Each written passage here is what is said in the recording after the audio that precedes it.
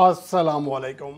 میں ہوں اختر عباسی اور آپ دیکھ رہے ہیں ورلڈ اسپورٹس۔ آج بڑی اہم سٹوریز ہیں کرکٹ کے حوالے سے، خاص طور پر پاکستان کے لیے بڑی مایوس کن خبر ہے ورلڈ کپ 2023 سے پہلے ون ڈے فارمیٹ کے اعتبار سے۔ اس کا ہم جائزہ لیں گے اور بھارت کے خلاف اب انگلینڈ اور آسٹریلیا بھی اٹھ کھڑے ہوئے ہیں۔ اگلے جو آئی سی سی کا اجلاس ہونے والا ہے اس میں وہ ان کے خلاف ووٹ ڈال سکتے ہیں، اس کا بھی ہم جائزہ لیں گے۔ اور اس کے ساتھ ساتھ جو اہم چیز ہے، ورلڈ کپ کی تیاری کے لیے پاکستان کرکٹ بورڈ نے کھلاڑیوں کے ناموں کا اعلان کر دیا ہے، جن میں کچھ کھلاڑی بابر اعظم، رضوان، شاداب خان سمیت ٹاپ جو پلیئرز ہیں وہ دستیاب نہیں ہوں گے، ان کی ذاتی مصروفیات ہیں، اور دیگر کون کون سے پلیئرز کو طلب کیا گیا ہے، یہ ساری چیزیں ڈسکس کریں گے اس رپورٹ میں۔ اور ہم سب سے پہلے بات کرتے ہیں انگلینڈ اور آسٹریلیا کے حوالے سے، جو کہ 2014 میں بگ 3 فارمولے کے تحت انہیں ٹاپ ٹیموں میں شمار کیا گیا تھا، اور بھارت کے بعد انگلینڈ اور آسٹریلیا کا سب سے زیادہ ریونیو رکھا گیا تھا۔ لیکن اب 2024 سے 2027 کے سرکل میں جو اب نیا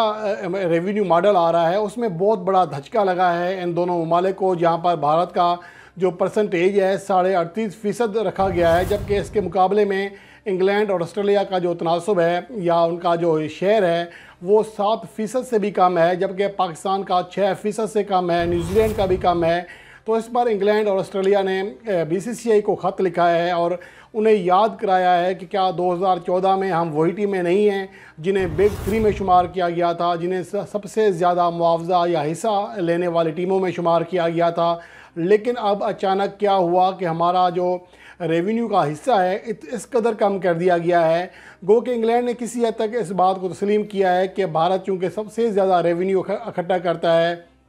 سب سے بڑی مارکیٹ ہے کرکٹ کی، اس لیے ان کا جو ریونیو زیادہ حاصل کرنے کا حق ضرور حاصل ہے، لیکن اتنا بڑا فرق نہیں ہو سکتا کہ دیگر کسی ٹیم کا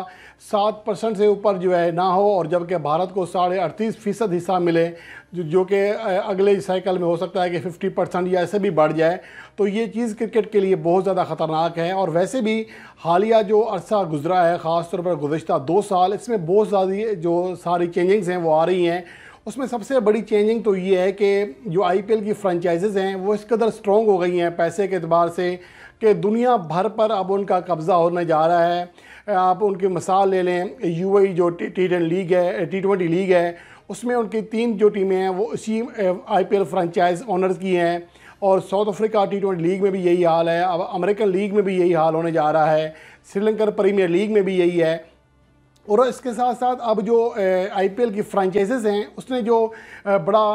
آفر کیا ہے ان کو، جو وہ کھلاڑی ہیں جو کہ دنیا کے ٹاپ کھلاڑی ہیں، موجودہ وقت میں انٹرنیشنل کرکٹ کھیل رہے ہیں، ان کو کہا ہے کہ آپ اپنی ٹیموں کو خیر بات کہہ دیں، سینٹرل کنٹریکٹ چھوڑ دیں اور ہمارے ساتھ سال بھر کا معاہدہ کر لیں، کیونکہ سال بھر کے دوران مختلف جو لیگز ہیں وہ ہونی ہیں۔ ایون کہ کیریبین پریمیئر لیگ میں بھی کچھ ٹیمیں ایسی ہیں جو کہ آئی پی ایل فرنچائز اونرز کی ہیں، تو دنیا بھر کی جو لیگز ہیں اس پر قبضہ ہونے جا رہا ہے، اور ماسوائے پی ایس ایل کے لگ بھگ ہر لیگ میں اب جو آئی پی ایل فرنچائزز ہیں وہ پوری طرح اپنا عمل دخل اور اپنا اثر و رسوخ استعمال کر رہی ہیں، اور اسی وجہ سے کئی ٹاپ کھلاڑی جن میں ٹرینٹ بولٹ جو کہ بڑے کھلاڑی ہیں، مارٹن گپٹن ہیں نیوزی لینڈ کے، اور اس کے علاوہ انگلینڈ کے کئی ٹاپ کھلاڑی ہیں جو کہ اپنے کرکٹ بورڈ سے سینٹرل کنٹریکٹ چھوڑ چکے ہیں، جن کے لیے کچھ عرصہ پہلے، چند سال پہلے ترلے کیے جاتے تھے کہ انہیں سینٹرل کنٹریکٹ مل جائے، لیکن اب وہ خود سینٹرل کنٹریکٹ کو چھوڑ رہے ہیں تاکہ وہ آئی پی ایل کے جو فرنچائز اونرز ہیں ان کے ساتھ سال بھر کا ایگریمنٹ کر سکیں۔ اور یہ چیز کرکٹ کے لیے، خاص طور پر انٹرنیشنل کرکٹ کے لیے بہت زیادہ مایوس کن ہے، اور آئی سی سی کو اس حوالے سے ویسے بھی اقدام کرنا چاہیے، لیکن دوسری جانب بی سی سی آئی کو مزید مضبوط کیا جا رہا ہے، اور وہاں پر چونکہ پھر آئی پی ایل کا بھی ریونیو کا بھی ایشو آتا ہے، ظاہر ہے کہ جب بی سی سی آئی کے پاس زیادہ پیسہ ہوگا تو وہ زیادہ پیسہ لگائے گا، اور مزید جو ان کی آئی پی ایل فرنچائزز ہیں مزید مضبوط ہو جائیں گی۔ اس سے جو کرکٹ کا توازن ہے پہلے ہی بگڑا ہوا ہے اور مزید بگڑ جائے گا۔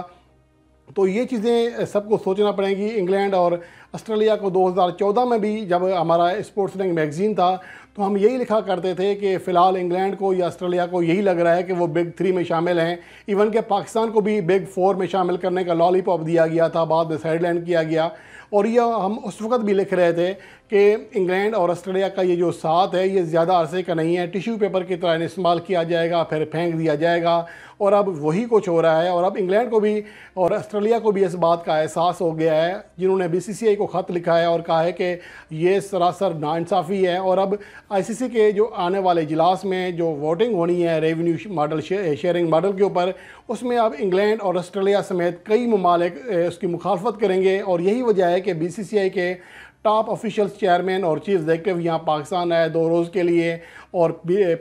پاکستان کرکٹ بورڈ سے یہی کہا کہ ایک تو ورلڈ کپ 2023 کھیلنے کی یقین دہانی کریں، دوسرا ICC کا جو ریونیو ماڈل ہے اس کو تسلیم کریں، اور یہی کچھ باقی جو ممالک ہیں ان کے کرکٹ بورڈ کے ساتھ کیا جا رہا ہے، انہیں پریشر میں لایا جا رہا ہے۔ تو یہ چیزیں کرکٹ کے لیے انتہائی زیادہ نقصان دہ ہیں۔ اب دیکھنا یہ ہے کہ انگلینڈ اور آسٹریلیا کی مخالفت کے بعد کیا نیا جو ریونیو ماڈل ہے وہ تسلیم ہو سکے گا یا نہیں۔ اس کے علاوہ آگے بات کرتے ہیں، اور جو سب سے بڑی بات ہے جو کہ پاکستان کے لیے مایوس کن چیز ہے وہ یہ ہے کہ پاکستان کے لیے آئندہ جو ورلڈ کپ ہے، اگر پاکستان کے جتنے میچز ہیں تمام کے اوپر سوال یا نشان موجود ہے۔ سری لنکا کے ساتھ 5 ون ڈے میچز کی سیریز جو ہے جو شیڈیول کی جا رہی تھی وہ اب نہیں ہونے جا رہی، ایشیا کپ کا کوئی پتہ نہیں ہے، افغانستان کے خلاف جو باہمی سیریز ہے 3 ون ڈے میچز کی اس کا بھی کوئی اتا پتہ نہیں دکھائی دے رہا۔ تو لگتا ایسا ہے کہ فی الحال پاکستان کے پاس ورلڈ کپ تک ایک ون ڈے میچ بھی نہیں ہے، اور یہ صورتحال صرف ابھی نہیں ہے بلکہ گزشتہ ورلڈ کپ 2019 سے اب تک دیکھا جائے تو پاکستان دنیا کی سب سے جو ٹاپ ٹیم ہے ان میں سب سے کم ون ڈے میچز کھیلنے والی ٹیم ہے۔ اس عرصے میں انڈیا نے سب سے زیادہ 54 میچز کھیلے ہیں، اور وہ واحد ٹیم ہے جس نے 50 سے زیادہ میچ کھیلے۔ ویسٹ انڈیز نے 47 کھیلے، اس کے علاوہ بنگلہ دیش نے 42 کھیلے، ایون کہ امریکہ نے 42 کھیلے،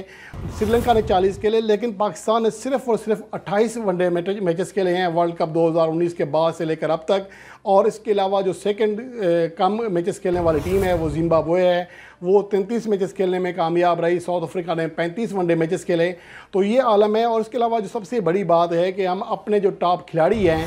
خاص طور پر بابر اعظم جو کہ موجودہ وقت میں ICC ون ڈے رینکنگ میں ٹاپ پوزیشن پر موجود ہیں، ان کا شاندار دور چل رہا ہے۔ اگر ہم ان کا کمپیئر کریں 2019 کے ورلڈ کپ تک، 270 اننگز میں وہ 3212 رن بنا چکے تھے، 53 کی ایوریج تھی، 86 کا اسٹرائک ریٹ تھا، لیکن ورلڈ کپ 2019 کے بعد سے اب تک ان کی جو ایوریج ہے وہ 72 رن فی اننگز تک جا چکی ہے، ان کا اسٹرائک ریٹ لگ بھگ 95 ہو چکا ہے۔ تو یوں اپنے وہ پیک پر ہیں، لیکن یہ جو عرصہ ہے یہ PCB کی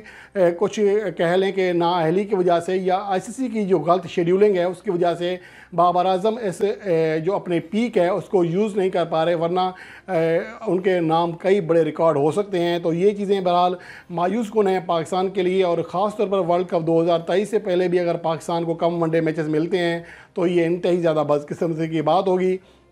اور اس کے علاوہ جو دوسری اہم چیز ہے کہ پاکستان کو اگلے 4 سالہ سائیکل میں سب سے کم 27 ٹیسٹ میچز کھیلنے ہیں، اور اس کے علاوہ جو باقی ٹیمیں اس سے زیادہ میچز کھیلیں گی، تو اس سے بھی اندازہ لگایا جا سکتا ہے کہ شیڈیولنگ میں کتنی زیادہ غلطیاں کی جا رہی ہیں اور پاکستان کو کتنا زیادہ پیچھے رکھا جا رہا ہے۔ اور T20 تو سیریز ایسی ہے کہ پاکستان زیادہ تر خود ہی مینیج کر رہا ہوتا ہے، تو اور پاکستان زیادہ T20 میچز کھیلتا ہے۔ تو بہرحال اب ایک تو یہ شیڈیولنگ کے حوالے سے، اور دوسری بات یہ کہ ورلڈ کپ 2023 کی تیاری کے لیے اب پاکستان کرکٹ بورڈ نے آغاز کر دیا ہے، ایک تربیتی کیمپ بلا رہے ہیں، اسپیشل کیمپ ہوگا جس میں بولرز ہیں، بیٹسمین ہیں اور اسپنر سب کو بلایا جا رہا ہے، لیکن اس میں کچھ ٹاپ کھلاڑی جس میں کپتان بابر اعظم اور رضوان شامل ہیں وہ جون کے دوسرے ہفتے میں حاجی کی ادائیگی کی وجہ سے اس کیمپ میں شرکت نہیں کر سکیں گے، جبکہ شاہین افریدی، شاداب خان سمیت کئی ایسے پلیئرز ہیں جس کی لسٹ آپ پہلے جان چکے ہیں، جن میں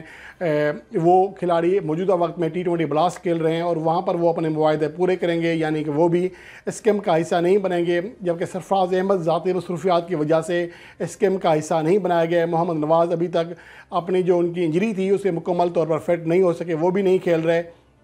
تو بہرحال اس کیمپ میں مجموعی طور پر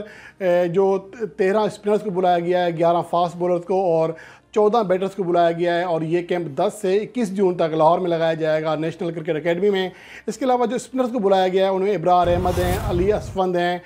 عرفات منہاز ہیں، فیصل اکرم ہیں، محمد جنید، محمد ممتاز، مبصر خان، نعمان علی، قاسم اکرم، ساجد خان اور سفیان مقیم، اسامہ میر اور زاہد محمود کو بلایا گیا ہے اور ان کو چیک کیا جائے گا کہ ورلڈ کپ کے لیے ان میں سے کس اسپنر کو زیادہ اہمیت دی جا سکتی ہے۔ اس کے علاوہ فاسٹ بولر میں عامر جمال، ارشد اقبال، فہیم اشرف، حارث روف، احسان اللہ، محمد حسنین، محمد وسیم جونیئر، میر حمزہ، محمد علی، نسیم شاہ اور شاہ نواز دہانی کو